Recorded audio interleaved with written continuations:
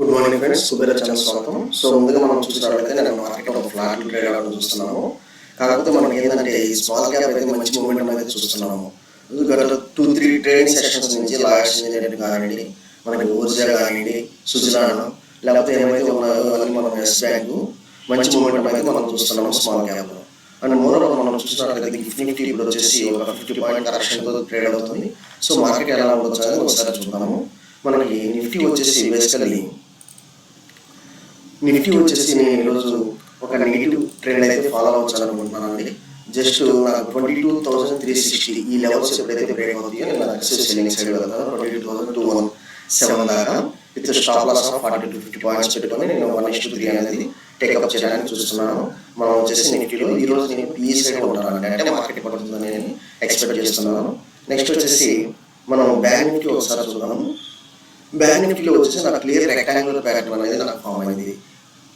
నేను bank Nifty కూడా ఒక స్మాల్ అనేది ఉన్నా కానీ నాకు క్లియర్ రెక్టాంగిల్ ప్యాటర్న్ అనేది బ్రేక్ నాకు కనిపిస్తుంది.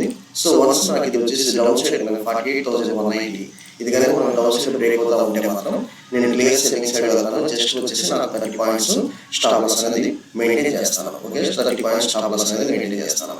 నెక్స్ట్ వచ్చేసి మనం కొన్ని ఇంపార్టెంట్ స్టాక్స్ అనేది ఇక్కడ చూద్దాము. సో మేజర్గా మనకి ఇక్కడ వచ్చేసి యూబీఎల్ అండి. యూబీఎల్ అనేది చూసినట్లయితే దగ్గర అనేది మనం ట్రేడ్ అవ్వడం చూస్తున్నాము. ఎందుకంటే ఒక రీజన్ స్మాల్ రీజన్ ఏంటంటే మనకి ఈ సమ్మర్ సీజన్ వల్ల బీల్స్ అనేవి ఎక్కువగా సేల్ అవ్వడం జరిగిందంట. అందువల్ల వచ్చేసి సేల్ నెంబర్ బాగున్నాయని పెరిగింది. సో నాట్ ఓన్లీ ఏప్రిల్ అండి, ఇప్పుడు వచ్చేసి ఏప్రిల్ మంత్ కూడా ఉంది, మే మంత్ ఉంది, జూన్ మంత్. సో బాగా హాట్ సీజన్ అనేది రన్ అవుతూ ఉంటుంది కాబట్టి మనకు వచ్చేసి ఇంకా ఈ బీల్స్ అనేవి ఇంకా సేల్స్ అనేవి బాగుంటాయి.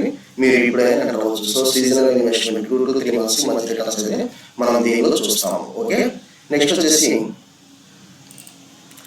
హిందుస్థాన్ ఏరోనాటిక్స్ లిమిటెడ్ ఒకసారి చూద్దాము. సో ఇది ఒక మల్టీ బ్యాగర్ రిటర్న్ అండి. మీరు లాస్ట్ ఇయర్ ఏప్రిల్ కనుక గమనించినట్లయితే సో 2023 మనం వచ్చేసి జూన్ అండ్ మే ఏప్రిల్ చూసినట్లయితే మనకి 740 ఉంది. 2023 ఏప్రిల్ 740 ఉంది, ఇప్పుడు వచ్చేసి 4,000. So almost multi bagger returns అండి.